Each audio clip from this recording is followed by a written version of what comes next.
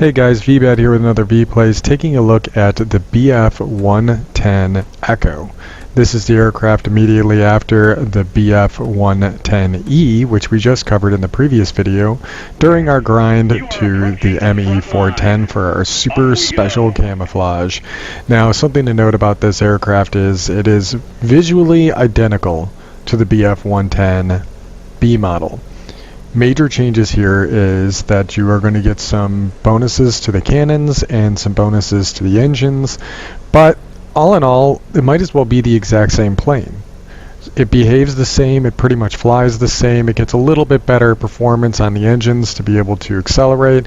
I have ditched the bombs in order to optimize this since we are still in invasion mode and I want to take advantage of the capability to climb and knock out some of those bombers at altitude, which is exactly what we're going to be doing in today's video.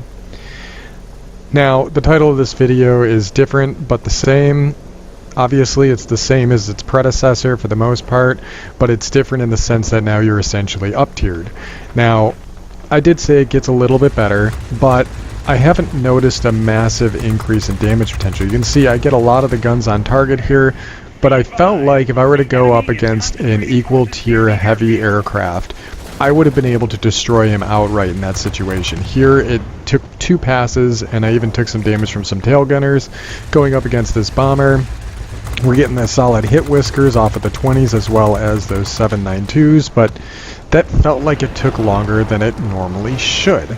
And that's something that I have as a complaint, I guess, against this BF-110E. And historically, they were relatively the same. It was just an advancement on the original design. They had enough of them in the inventory and they could retrofit them. That's fine. That makes sense. But I just feel like something's lacking here when it comes to the game characteristics. There we go, we just got another bomber. This is exactly what I talked about in the previous video. We are going after our 3 major targets. We're targeting heavies up at altitude. We are targeting bombers. This is especially important at this tier since a lot of the fighters just can't operate up here. We're above our altitude ceiling, but we can function here. We're still maintaining decent airspeed, and our fighters are struggling to get up here to cause any damage to these aircraft. After we've taken out the heavies that we're pretty much isolated with only having to fight those because again people can't climb, then we kill the bombers like we just did, and now we're going to dive down and go after some GAs. We don't want them to get this sector that's in the back of our spawn area. Whoa, pulling up. Now this is the first time the engines have actually been a problem. We're too fast. We're too fast to be able to get behind this guy, and I'm not sure what this bot is doing because the bot looked like he was going to go for targets up high and then he dips back down again. So we're going to do our best to try and get on this target.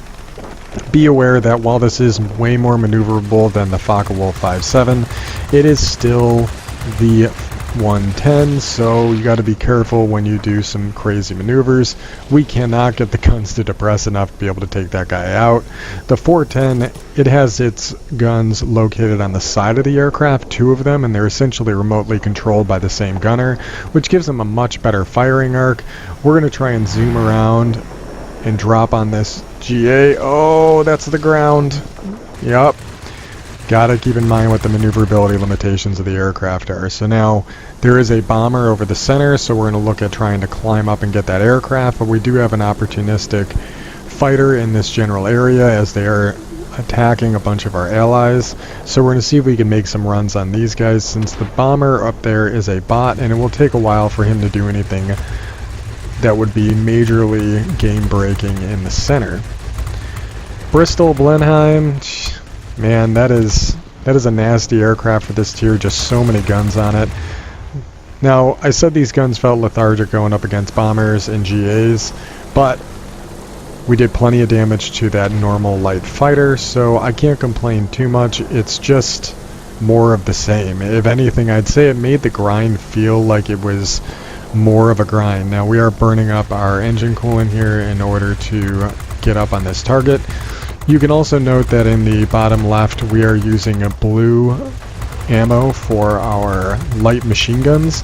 because it has an increased chance of fire and the relative cost for light machine guns is very, very low, which gives us a nice little boost if we want to be able to get some of that damage output on these guys. Now I was thinking about doing an inverse turn on that GA, but I see that this is a player heavy coming in, so I want to put a couple of shots into him. Now I was going to turn, but looks like we got a fighter going head on with us, or at least, nope, now he is. Good job, buddy. Now you can see here, I was going to turn, but I saw how much damage I was doing to him in the front, so I just decided to keep those guns on target. I think I mentioned it before in my heavy fighters. I tend to lose all my games of chicken in the sense that I never turn, even if that results in my death. So I will turn in a light fighter though, because that's just pure suicide. Here we are chipping away at this JU-88A. And you saw there I pulsed the fire, and I was being very careful not to overheat the guns, because you get more damage output if you can just get a full burst out of these guns opposed to letting them build up some heat. Here we are dropping down on that same heavy that we were going to engage earlier, and now we're going to take some pot shots at this. F4F, game ended. Now this is a pretty good match for me. I have been having trouble in Invasion getting over 8,000 combat score. Getting 11 and some change, not too shabby, so I was very happy with the results from this match.